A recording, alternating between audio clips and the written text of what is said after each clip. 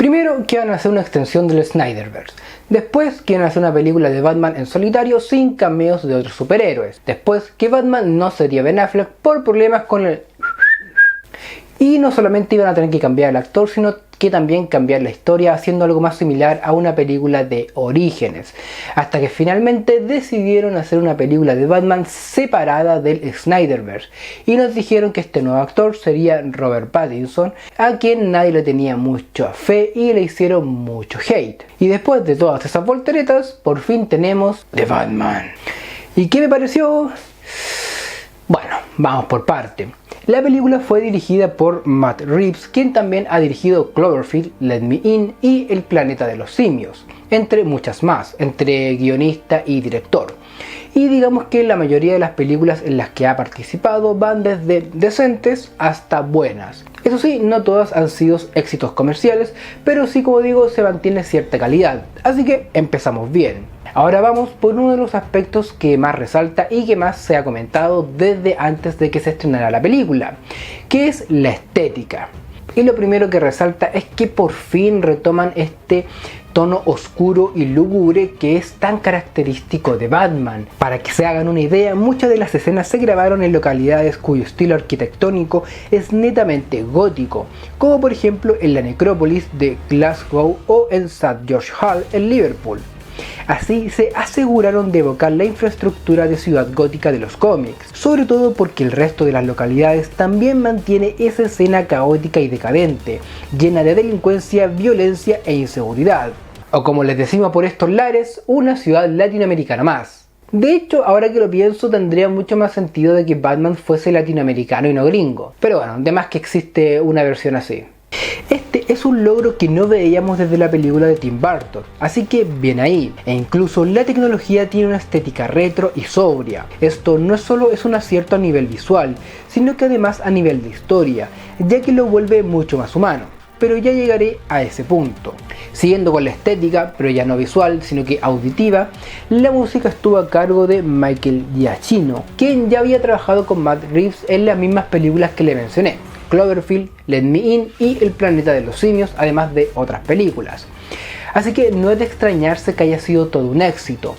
¿Qué es lo bueno de este soundtrack? Es que la música tiene un rol protagónico. No la pusieron ahí solamente para rellenar o para que la escena no estuviera tan silenciosa, sino que la música acompaña la acción y fluye con la historia, de manera tal que las escenas silenciosas dan la sensación de que son un silencio dentro de una gran canción, dentro de una gran banda sonora. De manera tal que genera esta sensación como que la música o la banda sonora cuenta su propia historia de forma paralela. Y esto a su vez tiene como efecto que acentúa la emoción o emotividad de las escenas. Por ejemplo, si es de suspenso, acentúa el suspenso, si es de miedo, acentúa el miedo, y las escenas de acción le da este tono mucho más frenético que debiesen tener. Raya para la suma, la estética es un 10 sobre 10. Pero ahora vamos al meollo del asunto, la historia. ¿Toda esta cuestión estética estará justificada? Veámoslo.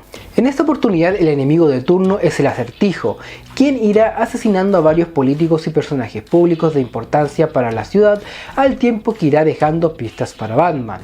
Y lo bacán aquí es que la base de la historia está estructurada como una película de misterio o suspenso que se parece mucho más a Zodiaco o a Seven. Todo es muy pausado, tomándose el tiempo de ir paso a paso en la investigación e ir descubriendo el misterio de a poco, dando preferencia al misterio más que a la acción desmedida. O sea, sí hay acción, pero son escenas particulares. Aquí, The Batman tiene esa aura de cine noir, es decir, el detective que se mueve en el bajo mundo criminal durante la noche, que se mueve entre barrios pobres.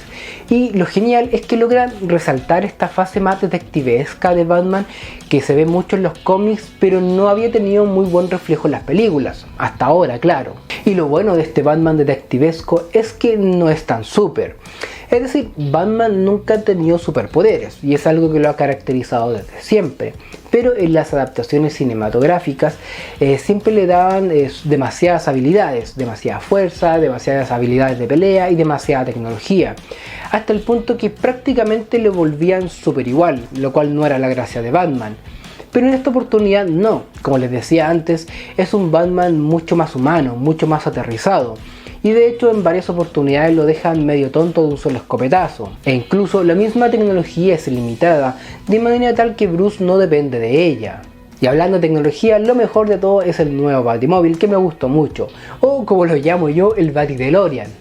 Creo que buena parte del éxito de la cinta son los cómics que decidieron tener de referencia: Batman Ego, Año 1, Año 2 y Año 0, ya que son arcos que profundizan en la psicología del héroe, donde hay mucho en que ahondar, sobre todo porque el propósito de Batman se asemeja mucho al del Acertijo, lo que incluso le genera conflictos durante toda la historia.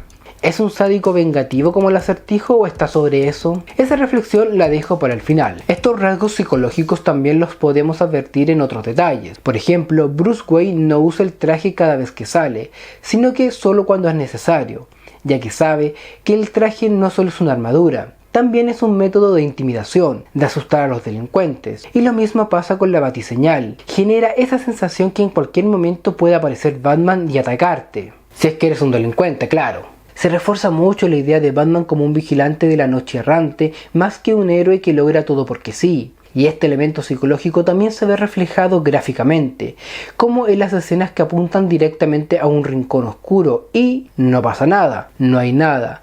Solo lo muestran, pero juegan con la mente del espectador, ya que uno sabe que Batman podría estar ahí, aunque no lo veamos. Y este es un recurso ingenioso y efectivo. Otro recurso que no es tan sutil es la voz en off del mismo Batman, que nos hace conectar con los cómics y con la atribulada mente del protagonista. Otro aspecto que me gustó mucho es que aquí sí saben explotar el fantasma de autoridad que representa a su padre, así como el legado de su familia. Aquí no se trata simplemente de ser bueno porque los Wayne siempre han sido buenos, sino que se trata de ser bueno para satisfacer los deseos de un padre ausente, que después nos damos cuenta que no era tan bueno después de todo. Y este conflicto está muy reflejado en la relación de Bruce Wayne con Alfred, que aquí es mucho más distante, mucho más sutil. Hay un cariño, pero está como muy solapado. Eso sí, Alfred aparece muy poco, pero eso es más que nada porque, digamos, compite con un sinfín de otros personajes que aparecen, como por ejemplo los mismos mafiosos como Falcone, el Pingüino, el Comisario Gordon, Selina Kyle, entre otros muchos personajes. Y ahora hablamos del personaje de Batman. Y lo primero es que no repiten la historia de origen, lo cual fue una excelente idea, porque ya todos sabemos lo que pasó y hay ciertas convenciones que no es necesario reiterar gráficamente. Y la verdad es que no era necesario hacerlo, ya que nada más comenzar nos da la sensación de que estamos viendo una segunda parte de una película de origen o incluso un capítulo de una serie. Y esto sucede porque la historia de Batman es archi reconocida, por lo que no era necesario matar a los padres de Batman una vez más. Como partí diciendo, aquí se adentran en los conflictos internos del personaje, trama que se acopla perfectamente con la lucha contra el crimen. Y al final podemos ver un crecimiento personal del héroe, cuando siente cierta identificación con el villano, se da cuenta que se parecen más de lo que él cree o de lo que él desea, y es ahí cuando decide que quiere ser algo mejor, que el camino no es la venganza, sino el transformarse en un símbolo de esperanza para reconstruir la ciudad que el Acertijo había destruido. La actuación de Pattinson es siliente, transmite más con miradas y gestos que con palabras. Esta versión es más desapasionada en el sentido que no nos muestra tanto su lado humano, sino que su lado más decadente. Y creo que es así para generar el contraste con el cambio final y posiblemente con las siguientes entregas. Conclusión, esta versión de Batman es mucho más potente siendo más sobria que sus predecesoras. Es más potente sin necesidad de recurrir a elementos tan ostentosos. Como siempre digo, menos es más. Y creo que no es un gran misterio que aquí hubo una influencia del Joker, ya que tienen la misma esencia, como que ambas películas podrían perfectamente convivir dentro del mismo universo. Las escenas de acción son pocas, porque no es el foco, sino que el misterio y la introspección. Y es mucho más aterrizada, lo que se nota en cosas muy simples. Por ejemplo, hay una escena de Batman de Christopher Nolan donde Gordon está haciendo una investigación en una bodega de un banco muy iluminada y todo. Y de repente, ¡pum!, aparece Batman. ¿Cómo apareció ahí? ¿Se materializó? ¿Se teletransportó? Sabemos que Batman no tiene ese superpoder. Entonces, ¿cómo pasó? O sea, caminó entre los policías como si nada y todos los dejaron pasar y de repente Gordon se sorprende de verlo ahí. No tiene mucho sentido. Claro que cuando uno lo ve por primera vez en el cine queda bien, pero cuando uno lo piensa mucho queda bastante absurdo, perdiendo todo el impacto de la escena. Esto es solo un ejemplo, ya que esto se reitera a lo largo de toda la trilogía de Nolan, director que se preocupó demasiado por hacer algo espectacular, al punto que termina haciendo muchas escenas que caen en lo ridículo, como las que le acabo de comentar. Y aquí en The Batman lo soluciona de una manera bastante elegante. Batman aparece fuera del edificio y camina entre medio de los policías hasta llegar a la escena del crimen. Simple. ¿Y acaso eso no queda ridículo? Sí, queda ridículo, a menos que ejecuten bien la escena, como es este caso, ya que mientras Batman camina hacia la escena del crimen, todo el mundo lo queda mirando, primero descolocados de verlo ahí, y segundo con temor, ya que recuerden que Batman es un héroe sumamente intimidante que provoca miedo. Llamada a una ocasión, un policía interviene diciendo: hey, tú no puedes estar acá porque no eres policía, la cuestión y la escena del crimen, la evidencia. Y ahí es cuando interviene Gordon diciéndoles: tranquilo, vienes conmigo. Y punto. Así la presencia de Batman en la escena del crimen queda justificada de manera orgánica y natural. Todo mucho más sobrio, sin necesidad de recurrir a elementos tan espectaculares que cuando uno los sobrepiensa se da cuenta que en el fondo son ridículos. Y no todo puede ser perfecto, así que esta película también tiene cosas malas. En verdad es una sola que se da al final y digamos, si bien es un aspecto negativo, no empaña el resto de la película de ninguna manera.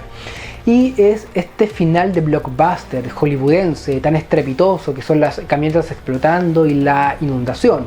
Digamos que hay un primer final que es cuando ya atrapa al acertijo, dentro de todo el acertijo gana porque se sale con la suya, y Batman empieza a reflexionar, cuando tiene esta conversación con el acertijo en Arkham, reflexiona de yo no soy como tú y qué sé yo, y ese era un buen momento para darle un cierre con Batman reflexionando sobre lo que necesita Ciudad Gótica no es venganza sino un símbolo de esperanza.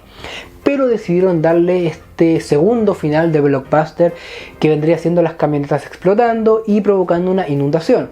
Que hasta ahí todo iba bien, porque yo pensé que se iba a provocar una inundación leve, iban a salir las ratas de las alcantarillas y iba a ser una cuestión más metafórica, como de Ciudad Gótica siempre ha sido una cloaca llena de ratas, que ya era también una idea que se había reiterado durante la historia. Entonces la inundación iba a tener este efecto más poético, pero luego me di cuenta que produjo una inundación desproporcionada, con efectos caóticos y apocalípticos desproporcionados, y una escena ultraviolenta de Batman peleando con el ejército del acertijo, y fue como, bueno, aquí ¿qué onda? ¿Christopher Nolan le metió mano a esta parte o qué pasa? Ahora, yo dejo claro que la escena no es que no me haya gustado, o esta secuencia, mejor dicho, no es que no me haya gustado. De hecho, me recordó mucho a las de Christopher Nolan, que como ya les dije, sí me gusta. Mi problema no es que sean malas, es que esa secuencia desentona con el resto de la película, que como ya dije es más siliente, más poética, más metafórica, más reflexiva. Entonces se me imagina a mí que los productores de Hollywood debieron haberle metido mano y haberle dicho al director o a los otros productores, qué sé yo, como no sé, que la película es bastante buena pero muy lenta, tal vez terminemos con una escena de acción para terminar con el hype alto. Una cosa así, que bueno, son cosas que pasan en el cine comercial, pero como digo, nada de eso empaña el resto de la película, que fácilmente podría considerarse como una película de cine arte. Creo que Batman ha sido uno de los superhéroes más explotados en el cine últimamente, y todo bien con ello, pero no todo lo que funciona en los cómics necesariamente funciona en la película, y la gran mayoría de películas de Batman lo han demostrado, y esta ha sido una adaptación sumamente acertada. Y esto lo digo sin temor a equivocarme y sin vacilar de que este es el mejor Batman que hemos visto hasta ahora, tanto por la actuación de Robert Pattinson como por la adaptación que han hecho. Este es el Batman definitivo de esta época. Por lo tanto, lo que debería pasar a mi parecer es terminar la trilogía que tienen planeado hacer, siempre y cuando mantenga la misma esencia y la misma estética, y al terminar esa trilogía no hacer más películas de Batman en al menos 10 años, porque no vale la pena, o no va a haber nada más que reinventar en al menos 2 décadas. Punto.